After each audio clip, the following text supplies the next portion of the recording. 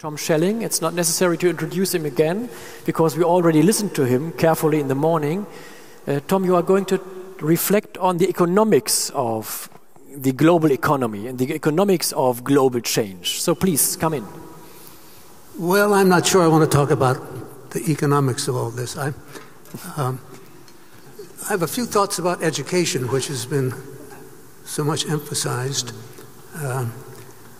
One very important kind of education, as reflected in this audience, is English language.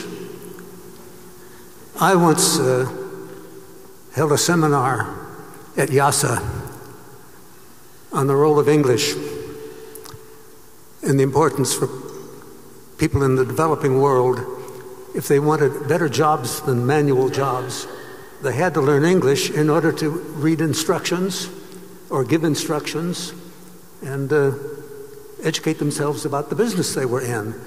And I remember a young man from Uganda said, where I come from, if you don't know English, you can't talk to anybody outside your own town.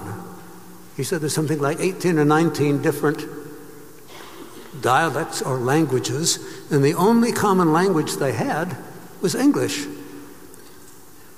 And I'm also impressed, very often when I want to know something about a medical condition or a historical event, my wife Googles it. And she finds out so much that I wouldn't know how to find out for myself, because she's almost as good as a 9-year-old at this sort of thing. And I was at a conference at the World Bank recently, a conference on developments in Africa. And one of the things that was so much emphasized was the impact of the mobile telephone on welfare and economics in Africa. Such things as finding out the prices of the goods you have to sell. If you have a cell phone, you just Google it and you find out. And so I'm inclined to think that just as we couldn't possibly hold this kind of assembly anywhere if it weren't for the almost universal use of English among the educated people of the world, English is bound to become, already has become, the only possible universal language, but it's still not universally available to the people in the developing world.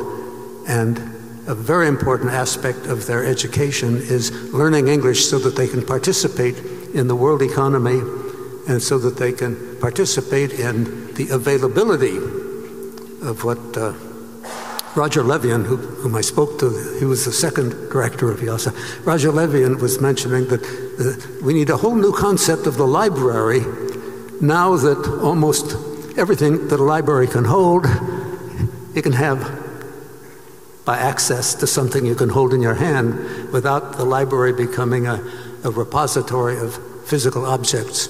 So that I think English education is something that, while we may take it for granted, we don't realize how important it is just because we take it for granted. Second thing, I've been impressed. I've been on several, I participated several times in what has been called the Copenhagen Consensus, which is a group led by Bjørn Lomborg of Denmark that has been addressing issues of how to improve the welfare of the poorest of the poor around the world. And it's amazing how often, whatever the problem is, whether it's birth rate or HIV or the treatment of women or urbanization, how often girls' education comes up. Girls' education in most developing countries, girls' education doesn't get the attention that boys' education does. And it turns out that girls' education is so correlated with things like reduced infant mortality, which might offhand seem as if that leads to higher population because the kids aren't dying. But it turns out that when girls learn that the kids aren't dying, they don't demand so many children to take care of them in their old age. And so girls' education strikes me as worth particular emphasis. Then I'll just make one final comment, just to illustrate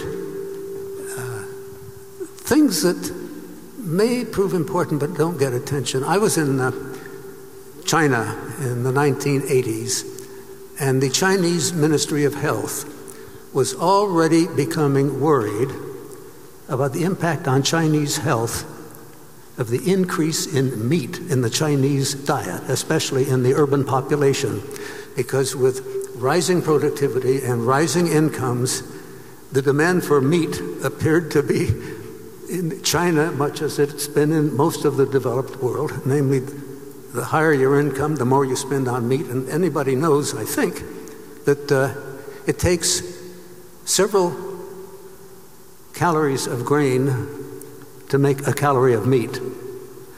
And the main implication, I think, of rising demand for meat in the developing world is, aside from the fact that they may develop their own cholesterol problems and things of that sort, is that food prices, especially prices of bread, price of grains, will go up because of the extraordinary demand for grain to feed cows, buffaloes, pigs, chickens, and so forth. And one of the difficulties with climate change is likely to be the adverse effects on agriculture of climate change. And that, coupled with the demand for meat, is likely to mean that the impact is going to be on the poor who don't eat meat, but who have to pay more for the price of bread.